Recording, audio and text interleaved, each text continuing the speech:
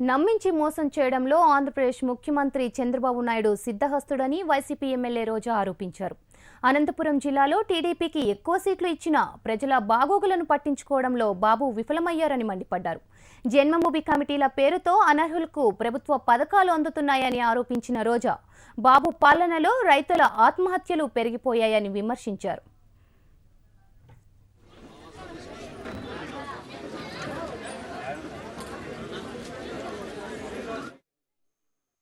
మళ్ళీ ఇప్పుడు జగన్ గారు ఈ రోజు నుంచి రైతు భరోసా యాత్ర స్టార్ట్ చేయడం జరిగింది. నిజంగా ఎంత దౌర్భాగ్యమైన పరిస్థితి అయితే ఆ రోజు జగన్ గారు చెప్పారు రైతు రుణమాఫీ చేయడం జరగదు అంటే మేము చేయగలమని చెప్పి ఈరోజు రైతుల్ని నిట్ట నిలువున మోసం చేశారు.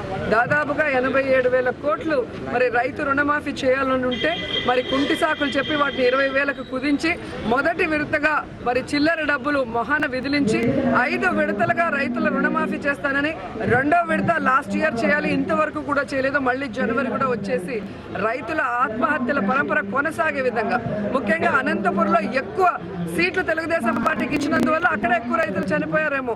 అంటే చంద్రబాబు నాయుడు గారు ఎప్పుడు కూడా తనను నమ్మిన వాళ్ళని వెన్నుపోటు పొడటంలో సిద్ధహస్తుడు అనేది మరొకసారి ప్రూవ్ చేసుకున్నారు. కాబట్టి ఈ ప్రభుత్వం